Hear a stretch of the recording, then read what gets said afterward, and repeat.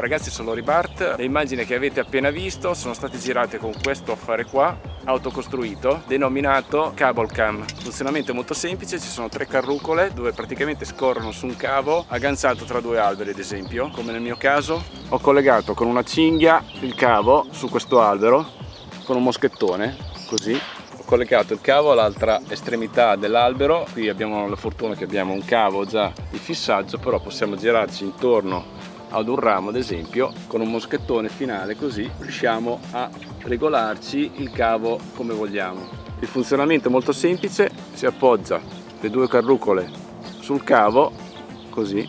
Come vedete questa carrucola è più in basso e serve e si può regolare in altezza, diciamo che serve come freno, perché se abbiamo una pendenza maggiore rispetto a questa pendenza qui che è leggera, sarà circa neanche mezzo metro di pendenza, se io alzo questa rotella il cavo comincia a tensionarsi e il cable cam è marchingegno, diciamo, chiamiamolo così, rallenta. Quindi se vogliamo fare le immagini più veloci o più lente lo possiamo registrare in base all'inclinazione che abbiamo sul cavo con questa carrucola. Diciamo che sono le prime prove, esperimenti che ho fatto adesso qui al Bike Park di Riccione per vedere un attimo come funzionava, se funzionava bene. Dopo lo sperimenterò nei boschi con dei cavi più lunghi in modo da capire se è veramente spettacolare come dicono. Partito?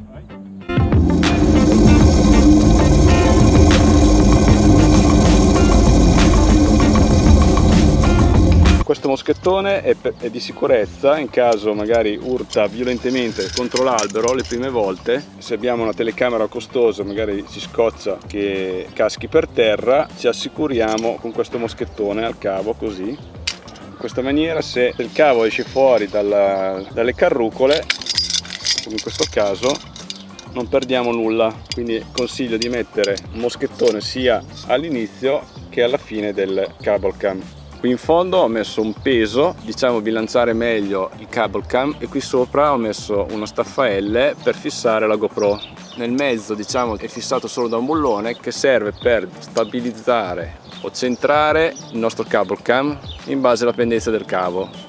La tensione del cavo ve lo consiglio un po' lento, non so se ci avete fatto caso, tipo le funivie, il cavo è abbastanza lento che serve per, diciamo, far flettere meno e essere più fluida la discesa. Diciamo che per costruirlo ci ho messo parecchio perché non sapevo come farlo, però una volta che l'hai costruito ti rendi conto che è veramente facile la sua costruzione, quindi in descrizione vi darò tutte le informazioni per costruirlo da soli. Si tratta di un tubo unico di alluminio rettangolare, ho forato le 2 estremità per fissare all'interno la vite della carrucola, così, molto semplice. Più ho fatto questo forellino dove posso agganciare il moschettone di sicurezza. Qui ho messo un galletto in modo che io possa smontarlo per portarlo con me nello zaino. Diciamo che è un'alternativa al drone economico, però ha la sua funzione, la fa abbastanza bene, e in più è sicuro che non distruggiamo nulla oppure perdiamo i droni sopra gli alberi come il sottoscritto. In più il cavo fa un effetto molto più bello rispetto al drone perché passa vicino agli alberi, ai rami, quindi non rischiamo nulla rispetto a un drone. Lo smontaggio è molto semplice, si allenta da questo galletto, così, e voilà, riavvitiamo il galletto.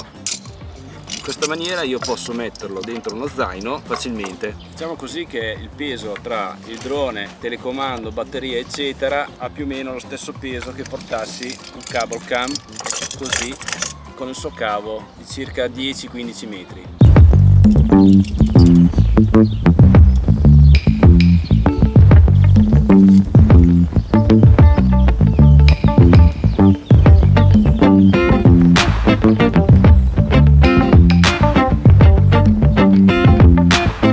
Il cavo che ho utilizzato è un semplice cavo da stendere i panni, quindi è molto leggero ed è molto robusto, quindi l'interno è fatto di nylon. In fondo ho messo un moschettone e questo bloccante con le viti in modo da essere sicuri. Ci possiamo montare tranquillamente anche una DSLR oppure anche una videocamera più pesante. Io adesso ho messo una GoPro, però si può mettere qualsiasi videocamera.